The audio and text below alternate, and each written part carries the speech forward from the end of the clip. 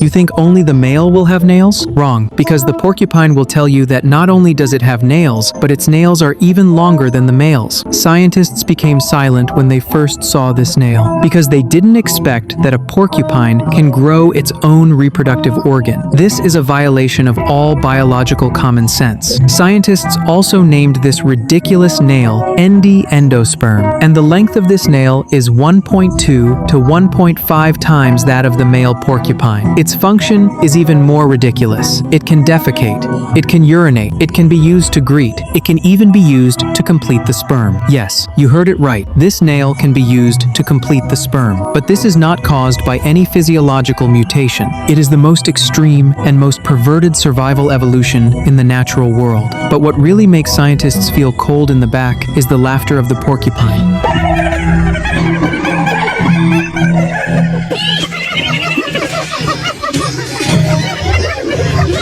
That is a hellish sound that makes people shudder. I know you are panicking right now, but don't be afraid, because as long as this horrible sound is heard in the middle of the night, it means that the life within 5 kilometers has entered the death countdown. I'm not kidding, because the bite force of the porcupine is as high as 1,140 pounds. It is a lot higher than the bite force of the lion and the gray bear. What does this mean? It means that its teeth can instantly crush the elephant's skull. It can even bite off a steel bar. It's as easy as biting a potato chip. And the way the porcupine eats is even more cruel and outrageous. They don't just eat meat, they don't even leave a drop of the prey's bone marrow and hair. Before the prey dies, they have already hollowed out each other's internal organs. This is not hunting, but a live autopsy. And what is more shocking to scientists is the hunting method of the porcupine. They are not as good at hunting as tigers, but they are better at teamwork. They will hunt with each other through laughter. A hunting operation can drag down a prey that is several times larger than them. Even the lion king of the prairie will be terrified when he sees these monsters. It can be said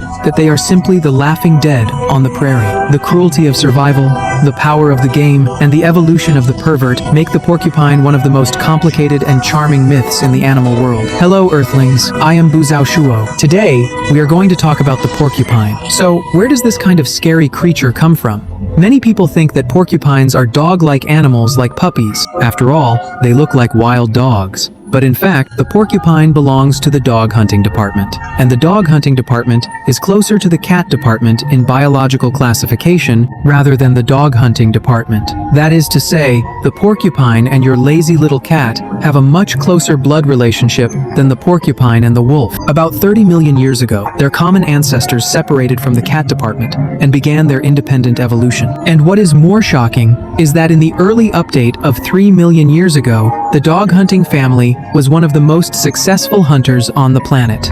From the plains of Europe to the deserts of Asia, from the prairie of Africa to the jungle of India, there are their hunting grounds everywhere. And the largest dog hunting species of that era was the frozen dog. Their size even exceeds that of modern lions. In fact, the biting force is more than 1,600 pounds. But with the arrival of the Ice Age and the expansion of humans, the dog hunting family gradually fell. In the end, only 4 species survived, and the porcupine is one of the most successful, with the widest distribution and the largest number. So why can the porcupine stand out in the fierce competition for survival? The answer is hidden in their terrifying physical characteristics. The length of the porcupine's body is 1.8 meters. It can weigh up to 86 kilograms, which is heavier than an adult man. And their large blood vessels, which make all prey feel cold, are even more shocking to scientists. Because the biting force of the porcupine can reach an amazing 1,140 pounds. What does this mean? The biting force of an adult lion is about 650 pounds, and that of a polar bear is only 975 pounds. The biting force of a porcupine is a lot higher than them, and the porcupine's lower jaw occupies 1/3 of the entire skull. In combination with their special pursuers, they can crush a 10 centimeter long calf bone in an instant. And what's more terrible is their digestive system. It's like a biological crusher. The pH value of the porcupine's gastric acid is so low that it's amazing. It's about 1. It's 10 times stronger than human gastric acid, and it's this super strong gastric acid that allows them to digest almost all organic substances. Bones, feet, hair, and feet can all be digested and absorbed, and an adult porcupine can eat a third of its own weight in half an hour. They will make the most of the prey and will not waste a single grain. It is this terrible eating efficiency that gives the porcupine a huge advantage, and that creepy laugh is the most mysterious weapon of the porcupine. Do you think this is just a simple scream? Wrong. The latest biological research has completely subverted this perception. Scientists have analyzed thousands of recordings and found that the laugh of the porcupine is actually an extremely complex voice coding system. Every laugh they make contains at least 12 different frequency waves conveying the identity, age, gender, social class, emotional state, and even specific action commands. An experienced porcupine can laugh and accurately determine the prey within 5 kilometers. It can even tell how many people need to participate in the hunt. What's even more amazing is that the porcupine groups in different regions also develop different dialects. This kind of geographical cultural difference is extremely rare in the animal world. Speaking of which, we are finally going to reveal the most shocking secret, that is, the porcupine's bizarre endothelial organ. This organ is 1.2 to 1.5 times the length of the human body, and it has a complete deflection function. So what's the point of this organ? The answer is to silence the scientists. In fact, this porcupine is the core tool of the porcupine social class system. In the world of porcupines, class is not determined by fighting, but by a unique greeting ceremony. When two porcupines meet, they will stand side by side and deflect the organ at the same time, then check each other's deflection and angle. A high-ranking individual can maintain a state of complete deflection, while a low-ranking individual will take the initiative to relax and deflect the organ. This non-violent level conformation greatly reduces the conflict loss within the group, allowing the porcupine to spend more energy on hunting. And what really makes scientists breathe a sigh of relief is the function of this organ in the deflection. 552. Due to the deflation channel, which is completely occupied by the vagina, the porcupine must squeeze out of this narrow tube. Imagine a 1.5 to 2 kilograms porcupine passing through a tube with a diameter of only 2 to 3 centimeters. Can you imagine this picture? It can be said that this process is a game of life and death. For the first production of the porcupine, the mortality rate of the porcupine is up to 10% to 15%. Even if the porcupine is successfully produced, the organ will be severely torn and leave permanent scars. More cruelly, about 20% of the porcupine will suffocate to death due to the narrow tube. The whole deflation process may last for hours, and the degree of pain is dozens of times worse than the porcupine.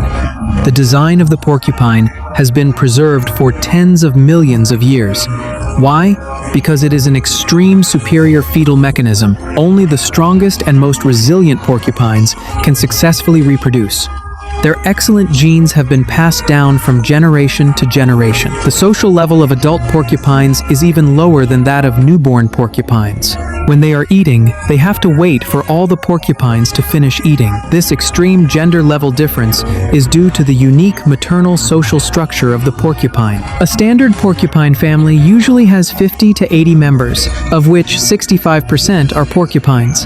The highest ruler of the family is always the strongest porcupine. It is called the queen and has absolute power. Its daughters will automatically inherit this noble lineage and form the ruling class. Ordinary porcupines and all male porcupines are at the bottom of society. What is even more shocking is that this level system is strictly examinatory. A baby born in a noble family automatically has a position higher than all the other members from the moment it opens its eyes. This complex social structure often requires high intelligence to sustain it. Porcupines are one of the smartest species in the animal world. Their cognitive ability is even higher than that of some other animals. A team from Michigan University conducted systematic intelligence tests on porcupines for 10 years. The results were shocking.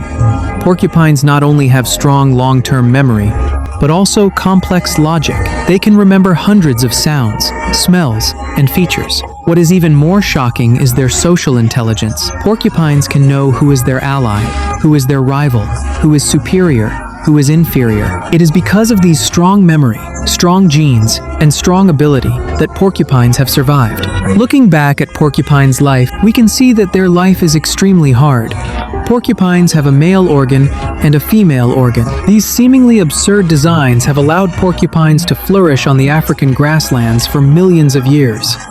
They told us that nothing is impossible. In order to continue the race, life can break any boundaries. Perhaps the real inspiration is not their physiological structure, but their survival philosophy. In a world without moral constraints and laws, they have found the best way to survive. Although we humans are at the top of the food chain, we should not be arrogant. We should thank civilization for giving us thoughts, sympathy, rationality, and love. It is these things that make us different from beasts and make us real people. But in fact, every life is writing the answer of survival in their own way. Porcupines are. We are. Only on this common planet can we live in harmony with everything in this common home.